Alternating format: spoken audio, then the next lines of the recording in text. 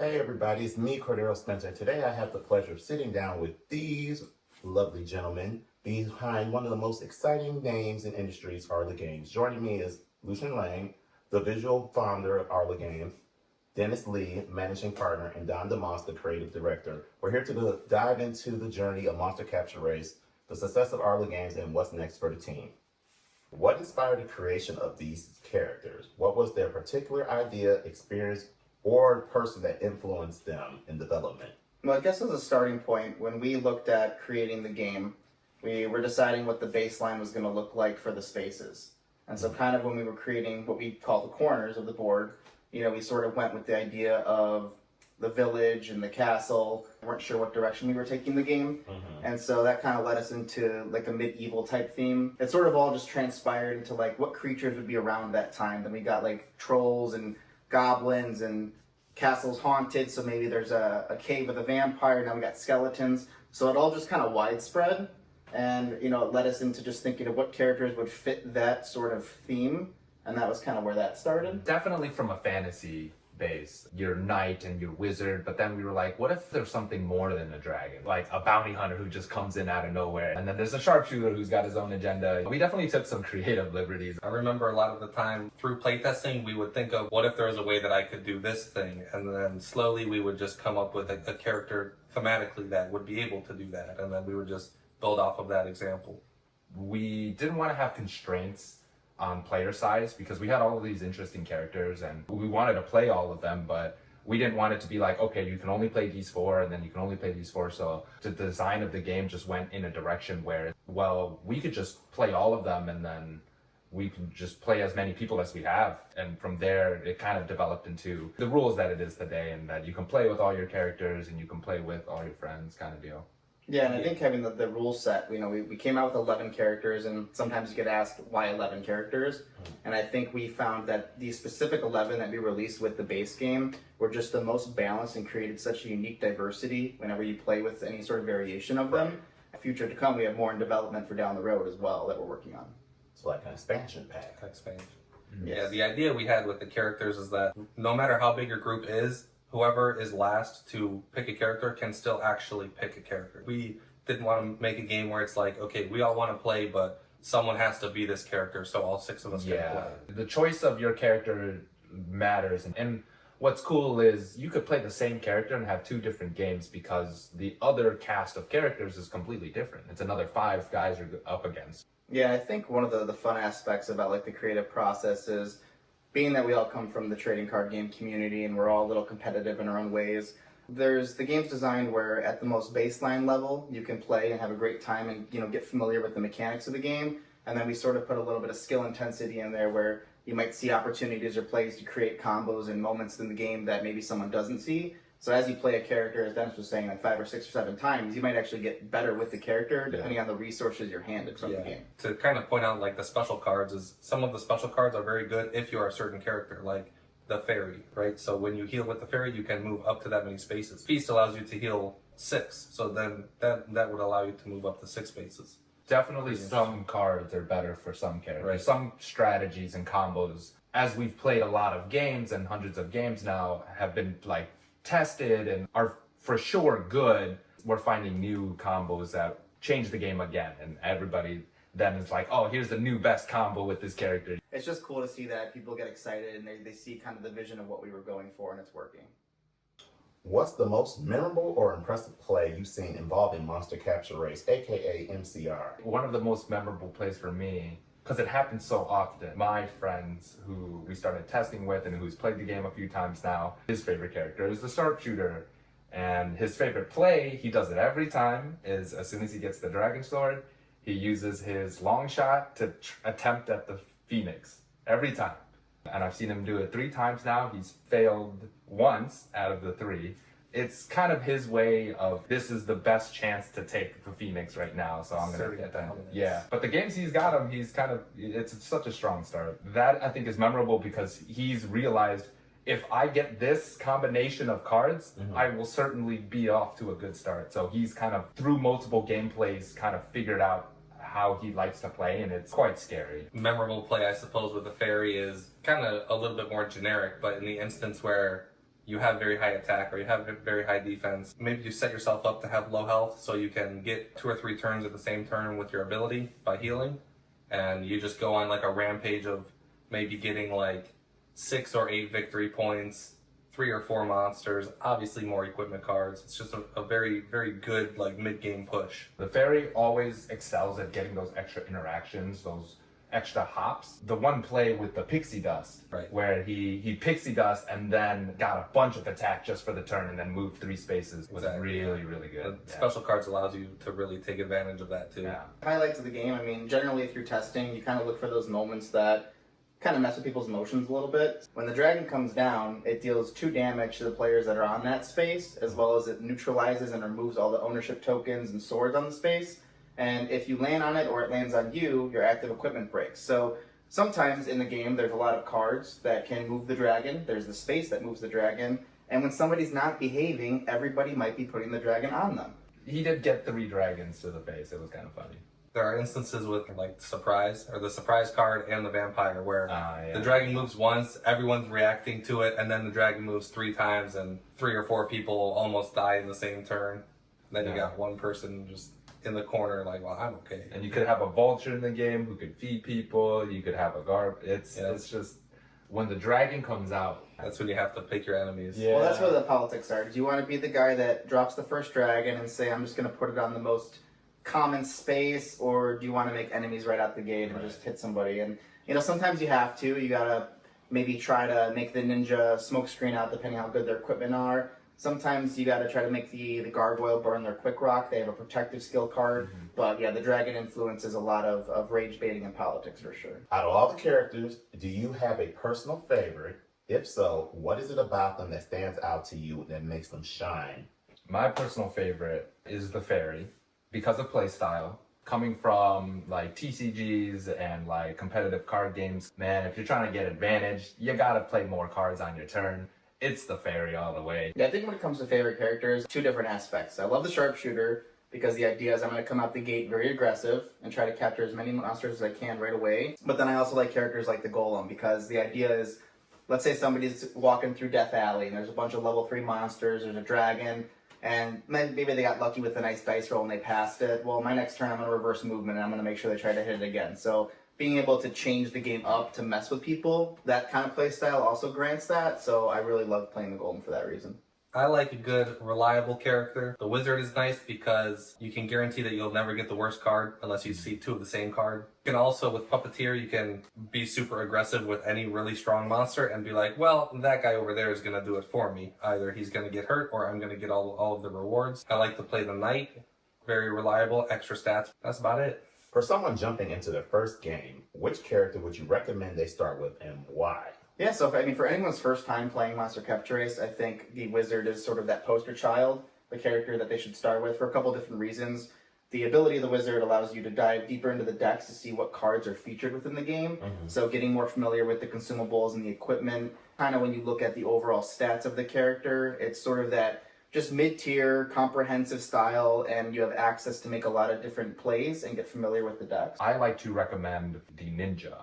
I think the ninja does a good job of having high stats. He's fun to play. He moves around a lot, so it feels like you're doing a lot. You could strictly just pick your favorite color.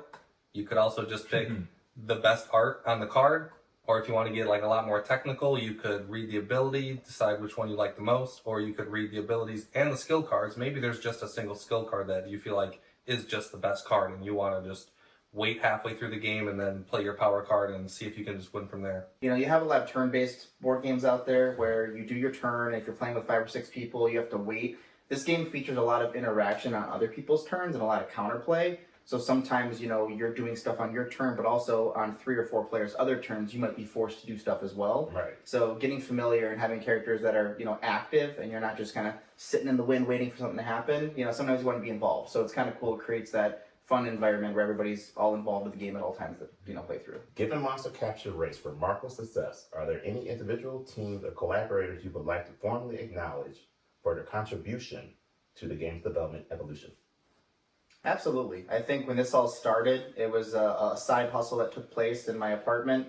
And, you know, as we were developing the game, we really kind of called upon our village and our friends to help with the testing, help with, getting the game going, and really utilizing our villages. When we began developing the game and it really turned into a tangible idea that we were going to develop into a product, there was a lot of people that played roles in being active and helping us get it developed, working through the manufacturing process, helping introduce us and build a network of people to help with that design process. In turns, we got connected to an amazing artist that worked alongside us. And, as we had the insight from our people and our villages, we just realized as it was progressing to the day that it got live on the market, the support system we had was unmatched. So honestly, thank you to everyone who was involved in that process. What separates Monster Capture Race from other board games in the market, and why should gamers play MCR? We have special cards which can be played on anyone's turn, so the game is always exciting because you might think, I'm just going to go do this and win, and then surprise, it's just a dragon and you're almost dead. Being able to play with or as many people as we have characters really sets up the game for any type of game night. Yeah, I mean, how many groups, are out there? Typically, a lot of games are 2 to 4 players, 4 to 6, and they have a group of 7. There's not many games out there that cater to that group of 7, and so we fit that field perfectly. Movement manipulation, not everyone's starting on the same space, different characters and options. I mean, you could sit there with a group of 7, play a game, and everybody just push your character down to the next person and play again, and it's going to be a completely different experience. Add something new to a library that you maybe didn't have, and then featuring the aspect of the decks. As Lucian mentioned, you can play cards on other people's turns, you can disrupt, you can buff yourself, you can nerf other people. I mean, there's just a lot of opportunity to make fun moments, and those highlight moments in the group where everyone's like, whoa, that's a crazy heads-up play. It happens a lot more frequently. Yeah, it's a very good balance of casual and competitive. What's your favorite special card in Monster Capture Race? Probably Copy King. It lets you take any skill card and use it that's been played.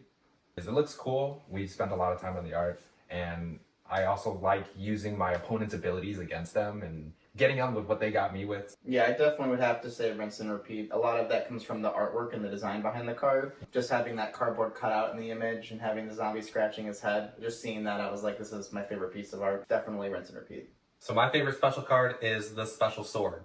So, I mean, it just looks like the best sword in the game because it is. When you're attacking, you cannot fail.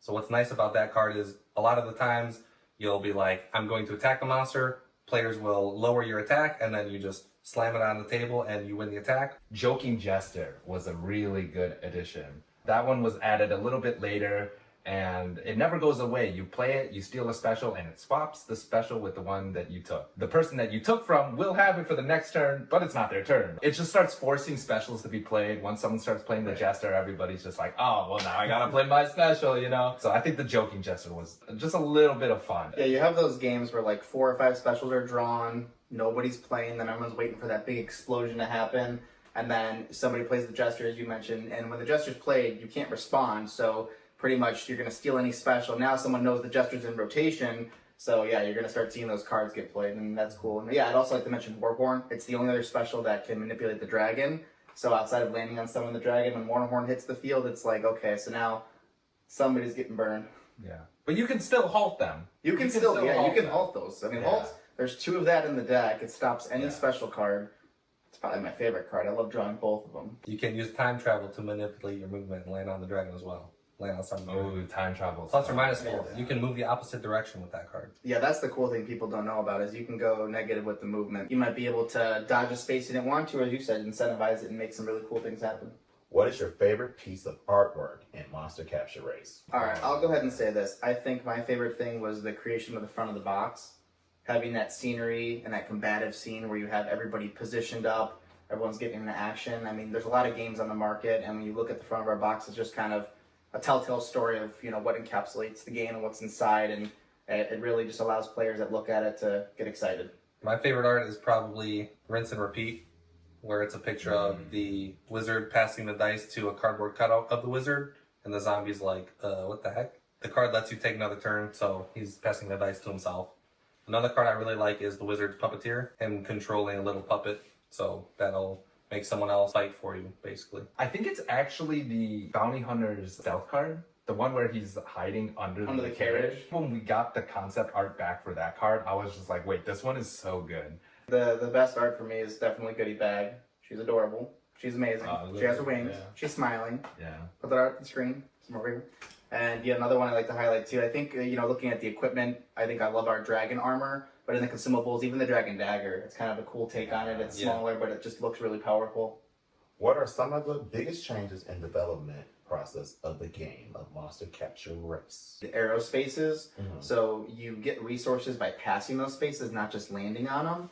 And so by doing that, we kind of gave people that have a lot of movement or aren't landing on corners the ability to get additional cards to advance their game state. That's also kind of one thing we added is on your first turn only, you get a complimentary consumable card. And that was something cool that we added too, that we realized it helps kind of kickstart people's ability in the early game. Some people were just not landing on places. Some people were just not getting the equipment they needed. I guess to that point, we didn't want the game to slow down either. And that's one of the things that we had with the dragon at the beginning. When someone would land on the dragon, it was a communicative fight between everybody. But we realized, hey, that's kind of slowing down the game. Someone lands on it, you got to take a break. We changed the dragon's effects to fit into an ease of access. Someone lands on it, it does a thing, and we move on from that. Making the level 2 monsters aggressive. Because when they weren't, a lot of the times people would just land on a monster and be like, that's scary, I'll just end my turn. Yeah, to your point about the level 2 monsters, the inclusion of when the decks run out.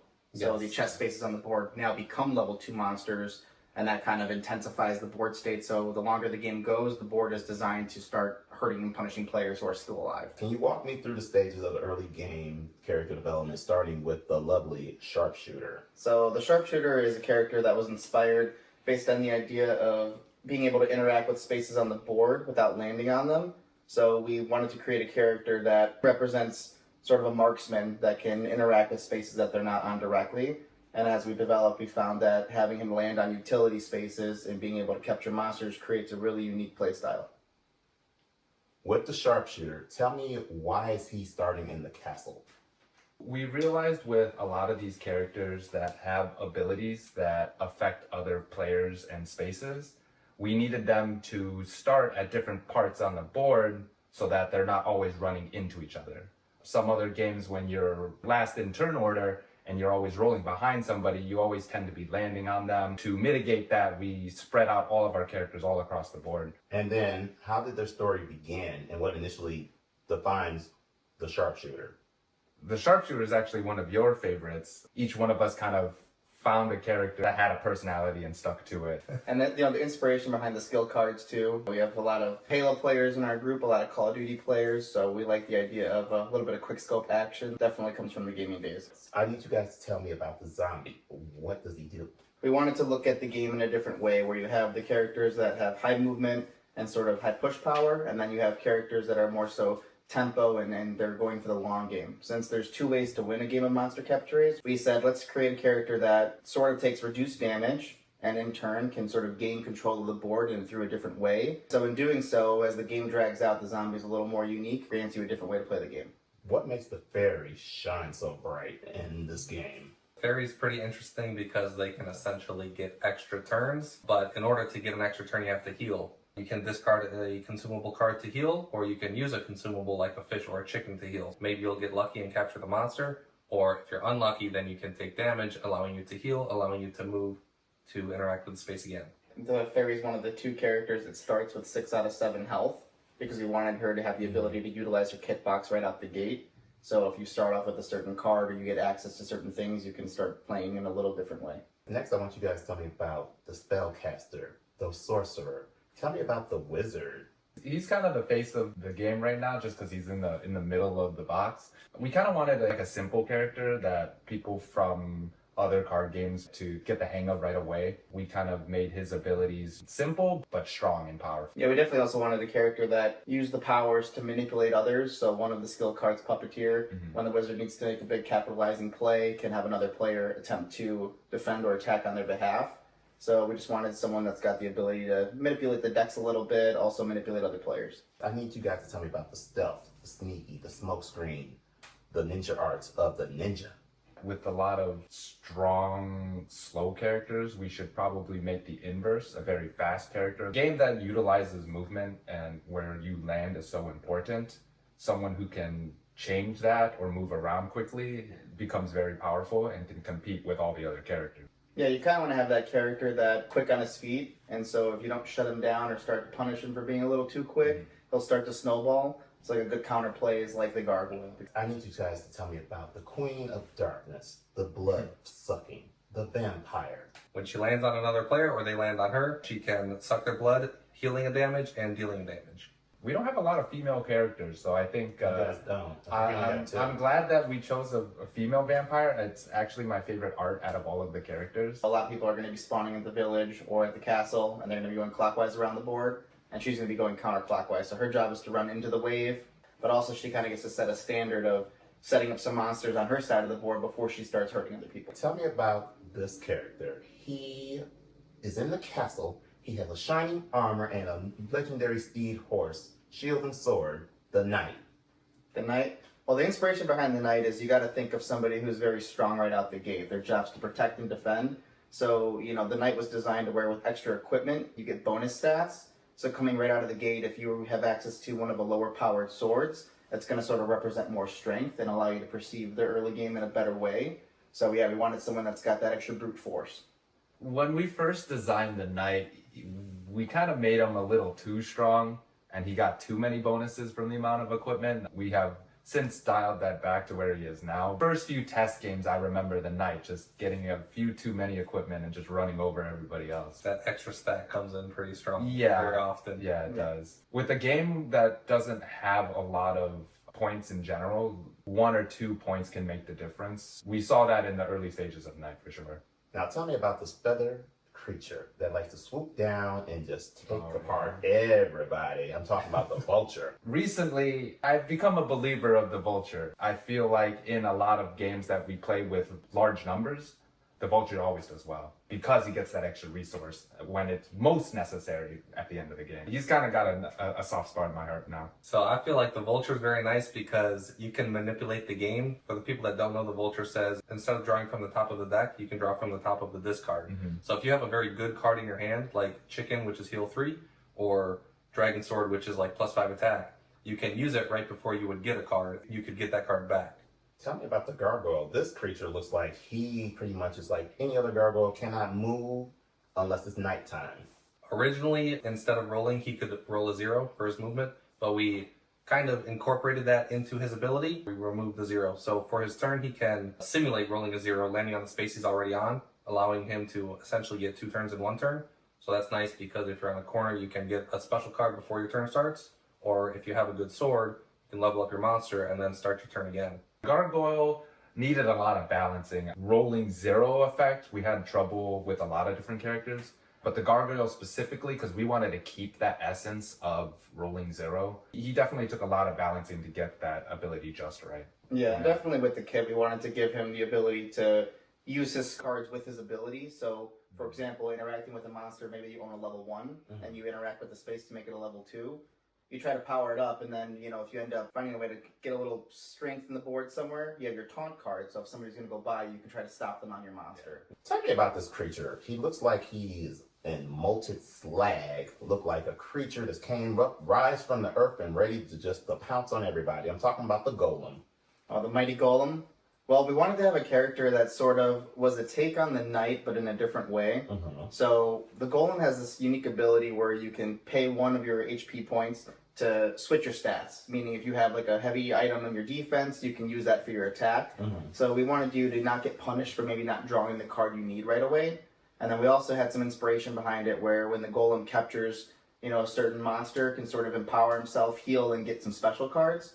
So we just wanted someone that has a different style, and then we threw a little twist in there and gave a skill card that manipulates the movement and reverses the entire board for a rotation, so everybody's movement changes. So now, like, the vampire is going to be going clockwise, and everyone else will be switched.